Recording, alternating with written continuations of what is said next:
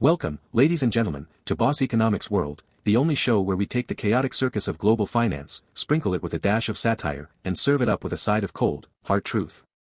I'm your host, the self-proclaimed Sultan of Satire, here to break down the latest economic dumpster fire with wit, wisdom, and just a pinch of existential dread.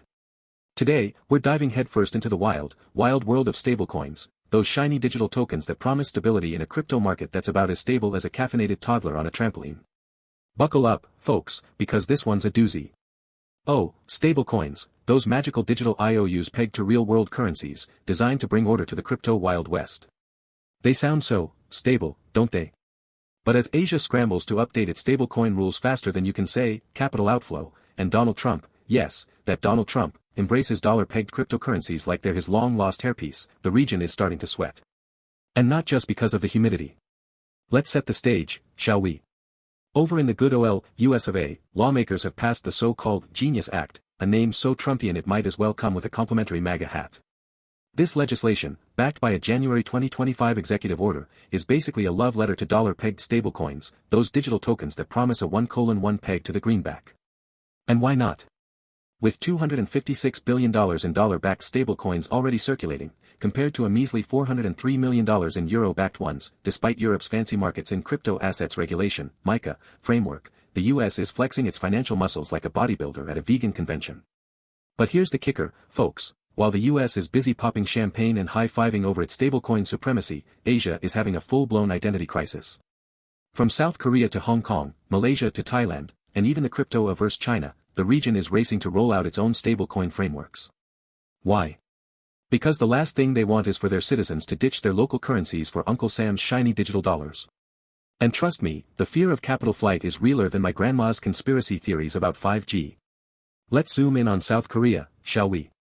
This is a country where crypto isn't just a hobby, it's practically a national sport. An estimated 18 million people, over a third of the population, are dabbling in digital assets, making South Korea the crypto-curious capital of Asia. And boy, are they loving those dollar-pegged stablecoins. According to Yonhap News, citing Bank of Korea data, transactions involving USDT, USDC, and USDS, three of the biggest dollar proxies, hit a staggering $57 trillion $41 billion, in the first quarter of 2025 alone. That's more money than I've spent on overpriced avocado toast in my lifetime, and I'm a millennial. But here's where it gets spicy. South Korea's lawmakers are now in a cage match with the central bank over whether to let local companies issue won-based stablecoins. On June 10, 2025, President Lee Jae-myung's ruling Democratic Party proposed the Digital Asset Basic Act, which would pave the way for Korean firms to jump on the stablecoin bandwagon. Sounds great, right? More jobs, more innovation, more chaos. Not so fast, says the Bank of Korea. Senior Deputy Governor Raya Sang-dae warned that stablecoins could upend the country's long-standing policies on capital liberalization and the won's internationalization. And Governor Ri Chong-yong? He went full doomsday prophet, claiming that non-bank stablecoins could cause big chaos like in the 19th century, when private currencies flooded the market and turned the economy into a free-for-all. Now, let's break this down, boss economics style. On one hand, one-backed stablecoins could be a game-changer for South Korea. Imagine seamless crypto-to-crypto swaps on decentralized exchanges, bypassing pesky capital controls and foreign exchange market hours. As John Park from the Arbitrum Foundation put it, local stablecoins could become efficient bridges to global markets. And for a country where crypto trading is as common as kimchi at dinner, that's a tantalizing prospect. But on the other hand, the Bank of Korea has a point. If everyone starts hoarding dollar-pegged stablecoins, or worse, swapping their won for digital dollars faster than you can say, capital flight, South Korea's financial sovereignty could take a hit. And let's not forget the risk of a stablecoin collapse. Remember Terra USD? That stable coin crashed harder than my dreams of becoming a professional Fortnite player, wiping out $40 billion in value overnight back in 2022. Yikes. Now, let's hop over to Hong Kong, the region's self-proclaimed stablecoin laboratory. The Hong Kong Monetary Authority, HKMA, is all in on this trend, but they're not just handing out licenses like candy on Halloween. No, they're focused on viable and practical use cases, according to Clara Chiu, founder of Curedge Advisory. And guess what? A lot of the interest in yuan-backed stablecoins is coming from trading and payment firms that already use the yuan for cross-border settlement. Makes sense, right? If you're already moving money across borders, why not slap a blockchain on it and call it a day? But here's the real tea, folks, Hong Kong isn't just doing this for fun. It's positioning itself as a testing ground for mainland China, which, despite its blanket ban on crypto trading, is starting to warm up to blockchain like a cat to a sunbeam.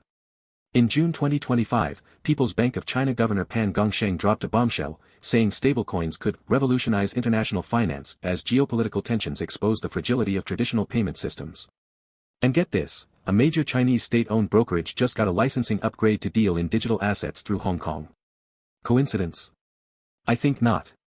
Now, don't get too excited. China isn't about to open its doors to crypto trading anytime soon. As Lily King from Kobo put it, China may not feel the need to open itself. But Hong Kong? Oh, it's ready to play middleman, offering a sandbox for Chinese enterprises to dip their toes in the crypto pool without getting their feet wet. And if a yuan-backed stablecoin does take off, as Ken Nix Chan from Victory Securities predicts, the market will definitely be exponentially bigger. Cha-ching. But let's zoom out, folks, because this isn't just about South Korea or Hong Kong, it's about the entire Asian region. And the elephant in the room? Capital flight. With $256 billion in dollar-pegged stablecoins already dominating the market, Asian central banks are terrified that their citizens will ditch local currencies for digital dollars. And who can blame them? The US dollar is the king of global finance, backed by the full faith and credit of the world's largest economy. Meanwhile, local currencies like the won, baht, or ringgit.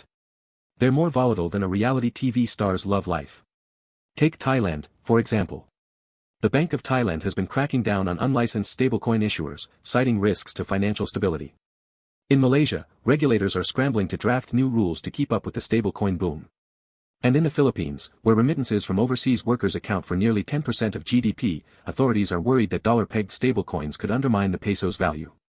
According to a 2024 report from Chainalysis, the Philippines is already one of the top adopters of crypto in the world, with over 13% of internet users owning digital assets. If those users start hoarding USDT instead of pesos, it's game over for Manila's monetary policy. So, what's the big takeaway here, folks? On one hand, stablecoins are a no-brainer for digital asset trading firms. As Johan Turpin from Wintermute put it, they could provide a vetted, more efficient on-chain system, streamlining arbitrage trades and enabling weekend liquidity. And for everyday folks, local currency stablecoins could make cross-border payments faster, cheaper, and less of a headache than dealing with traditional banks. But on the other hand, the risks are real. Capital flight, financial instability, and the erosion of monetary sovereignty are all on the table. And let's not forget the elephant in the room, regulation. Without clear, consistent frameworks, stablecoins could become the Wild West of finance, complete with digital tumbleweeds and crypto cowboys. So, what's the verdict, you ask? Well, folks, stablecoins are like a double-edged sword, sharp enough to cut through inefficiencies, but dangerous enough to slice your economy in half if you're not careful. Asian central banks need to find a way to channel this momentum, as John Park suggested, rather than fighting it. Regulatory frameworks should aim to preserve sovereignty while staying competitive. And hey, maybe it's time for the US to stop flexing its dollar dominance and let the rest of the world have a piece of the stablecoin pie. After all, in a world of $256 billion in dollar-pegged tokens, a little diversity wouldn't hurt. That's all for today, folks. If you enjoyed this roller coaster ride through the world of stablecoins, smash that like button, subscribe, and ring the bell for more economic satire served hot and fresh. And remember, in the immortal words of your host, the Sultan of Satire, in economics, as in life, the only thing stable is instability. See you next time on Boss Economics World.